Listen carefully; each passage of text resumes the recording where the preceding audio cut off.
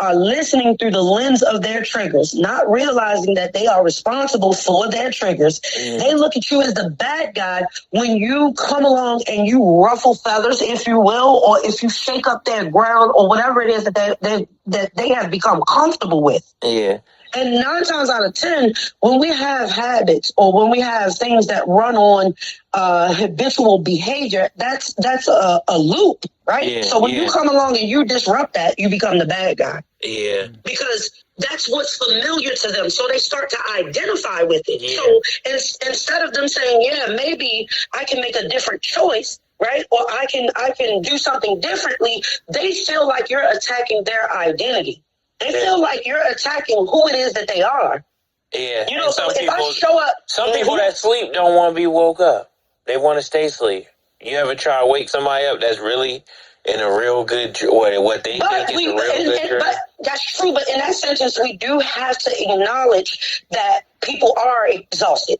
Yeah. People are fatigued. People are tired. But they need to acknowledge that it's still work that needs to be done. And you rest when you're given a period of rest. Even grace sometimes is just that. It's a period of rest. Yeah. But I say it all the time, you can't become a to grace, because that's when the work happens. That's when the transformation happens. When you're given the grace and you're acknowledged that you're given. Every day that we wake up is in grace. Every moment that moves to the next is within grace. Yeah.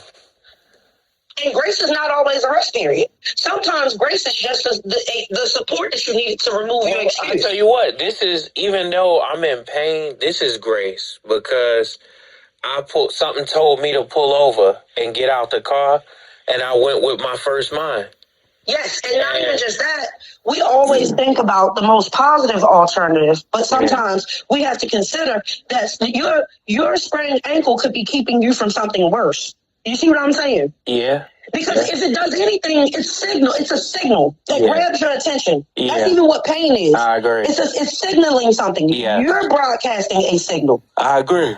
And I just told you all the same thing. I said, you need a signal booster. I said, instead of personalizing everything, learn how to implement the power of your pause. Learn when it's good to be silent before being reactionary or being responsive. You see what I'm saying? Because it's not calling us to respond to everything. Yeah. It's calling us to maintain our bandwidth and boost our signal, because that is what is the truth. Yeah. So I'm saying that to say that people are not going to understand you immediately. People can easily misunderstand you. People may not get it, but you never move off of what you know to be true. You know what I learned? That when they get like that genuinely, and this is the grace I give people, that 9 times out of 10, most people in a right stance and in a right mind will listen, but that posturing is when their addiction won't let them sit still long enough to listen to me, because then they're going to be responsible for some of the information that they absorb, because man shall not eat from bread alone. Yep. So the responsibility of the information, and because it's not something that they don't know already, and I'm gonna tell you why. You serve as a kind and a gentle reminder for what's in people already when so they are truthful. So they can remember. But it's only when they are in alignment with what is truthful.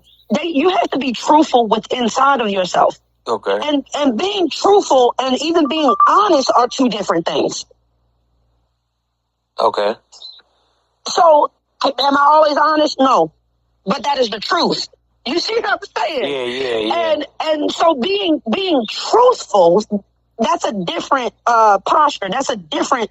So it comes they have to be truthful. It comes with healing energy. It's a frequency. It's a frequency along with being and speaking truth. I feel like in speaking truth, that is when you are speaking the word of God. Yes, it is. And being truthful is the posture. Yes. That makes us resonate with source. It's not just the Bible and what's written down and who said, and knowing all the books and the chapters, verse what the word of God. And another thing that people must say, people think that truth requires love. It doesn't. Love requires truth. I will say that. But truth does not require love. There's only one truth. There's only one truth. It's not different variations. It's not different versions. It's only one truth whose existence requires no proof, because in and of itself is proof enough for those who are capable of perceiving it. I say it all the time. And that's an impact statement.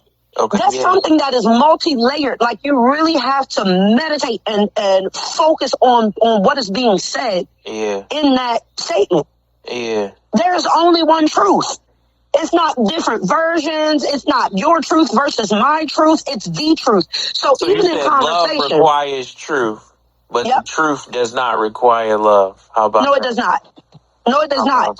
Truth requires that we accept it, because that's a huge part of being truthful. And the truth hurts us. It does. Lies are comfortable. Lies are conforming. They lullabies.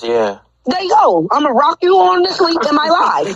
I ain't get enough sleep last night, Mr. Mason. You ain't getting no sleep last night. Yeah, and that's the thing. People want you to lie with them. You understand? And the whole time I see you in the naked truth, because that's another thing about the truth. It's naked. So that means it comes with a level of exposure that makes people uncomfortable. I don't mind being targeted because I speak what is true. And I don't mind accepting what is true. And I'll lie for you. I'm not going to lie with you. And I'm not. I'm not. And I ain't going to too much lie to you, but I'm damn sure I'm not going to lie on you, and I'm not going to lie with you.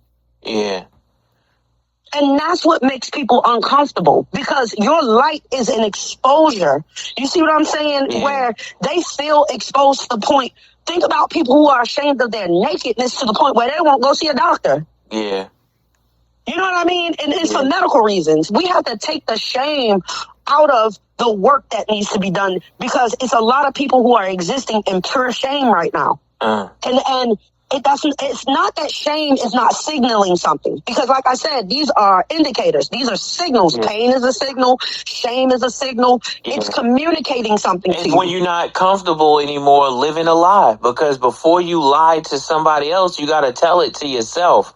So some of that shame comes from when you realize and recognize, damn, I'm living a lie. Some people are bold enough to admit it, because that's what I said. One of the statements I always say is, you only as sick as your secrets.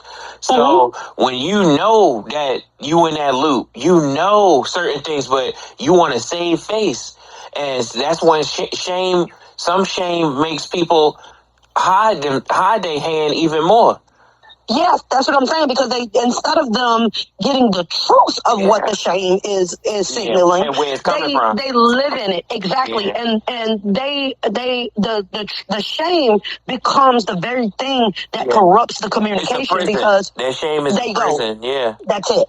Instead of it signaling to you, you're going the wrong way. Because that's all shame should do. It's not that you should never have any shame or be ashamed of your behaviors or activities. It's that you don't live in that, because a huge part of forgiveness is forgiving yourself. You don't live in shame. That's not somewhere where you reside, and you have to address the shame, because if you never do, you can never live in truth.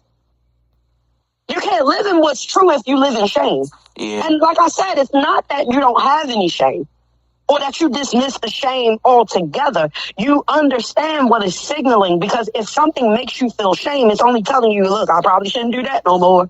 Or maybe I should think a little better. So if anything, it should bring you into alignment, because that's what this is all about. You don't want to feel that way again. So some of it's signaling you like, hey, if you don't want to feel you allow the shame, don't do that again. That's it. But if you allow the shame to entrap you, it can push you further into the behavior that brought you shame in the first place. If you don't start to identify with the shame, if you don't process it correctly, then you're looking and you start to identify with it. Do you realize something to suppress it?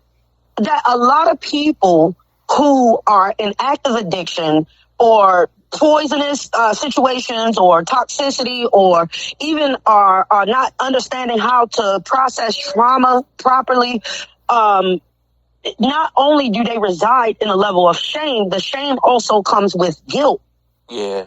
And these things are just signals. It's not that guilt is necessarily a bad thing, because guilt can actually turn into It's remorse. a motivator. It could be a motivator, yeah. Exactly. To make And so can shame. Yeah. So can shame. Yeah. Because instead of allowing the external world to tell me who I am, I'll listen to what is signaling in my field, and I choose in that moment. But I in that moment, I have a real choice.